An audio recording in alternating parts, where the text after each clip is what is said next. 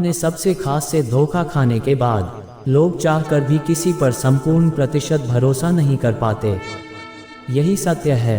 मनुष्य का जीवन केवल उसके कर्मों पर चलता है।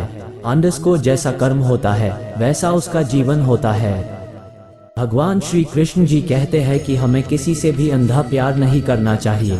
हमारा किसी के प्रति अंधा प्यार हमें कभी भी आगे बढ़ने नहीं देता। अधिक प्रेम भी व्यक्ति को अनुमान मन की कल्पना है और अनुभव जिंदगी का सबक है।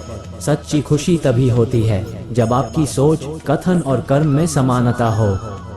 जीवन में कभी निराश नहीं होना चाहिए, क्योंकि कमजोर आपका वक्त होता आप नहीं। जैसे तेल समाप्त हो जाने पर दीपक बुझ जाता है, उसी प्रकार कर्म के क्षीण हो जाने पर भाग्य भी नष्ट हो जाता है। मौन सबसे अच्छा उत्तर है किसी ऐसे व्यक्ति के लिए जो आपके शब्दों को महत्व नहीं देता। मनुष्य जन्म लेता है तो उसके पास सांसें तो होती हैं, पर कोई नाम नहीं होता। जब मृत्यु होती है तो उसके पास नाम तो होता है, पर सांसें नहीं होती। इसी सांस और नाम के बीच की यात्रा को जीवन कहते हैं। न किसी के अभाव में जियो, न किसी के प्रभाव में जियो। ये जिंदगी है आपकी, अपने स्वभाव में जियो। किसी के प्रति मन में क्रोध लिए रहने की अपेक्षा उसे तुरंत प्रकट कर देना अधिक अच्छा है। जैसे क्षण भर में जल जाना देर तक सुलगने से अधिक अच्छा है।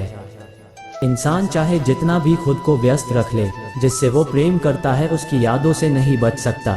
समय कभी नहीं रुकता। आज यदि बुरा चल रहा है तो कल अवश्य अच्छा आएगा। आप केवल निस्वार्थ भाव से कर्म कीजिए और वही आपके हाथ में है। हमारी आस्था की परीक्षा तब होती है जब हम जो चाहे वो न मिले और फिर भी हमारे दिल से प्रभु के लिए शुक्रिया ही निकले। दया होनी चाहिए, कमजोरी नहीं। ज्ञान होना चाहिए, अहंकार नहीं। जिस व्यक्ति के विचार मैले हैं, जो लापरवाह है और धोखे से भरा हुआ है, कोई कुछ भी बोला स्वर्ण को शांत को रखो। धूप कितनी ही तेज हो, समुद्र सूखा नहीं करते। मन की गतिविधियों, होश, श्वास और भावनाओं के माध्यम से भगवान की शक्ति सदा तुम्हारे साथ है और तुम्हें बस लगातार एक साधन की तरह प्रयोग कर सके सभी कार्य कर रही है।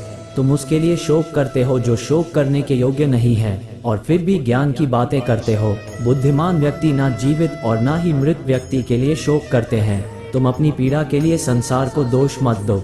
अपने मन को समझाओ, तुम्हारे मन का परिवर्तन ही तुम्हारे दुखों का अंत है। अगर तुम अपना कल्याण करना चाहते हो तो सभी तरह के उपदेशों, सभी धर्मों को छोड़कर मेरी शरण में आ जाओ।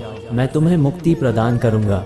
सुख दुख का आना जाना सर्दी गर्मी के आने जाने के जैसा ही है, इसलिए इन्हें सहन करना सीखना ही उचित है। धर्म चाहे जो भी हो, अच्छे इंसान बनो। हिसाब हमारे कर्म का होगा, धर्म का नहीं।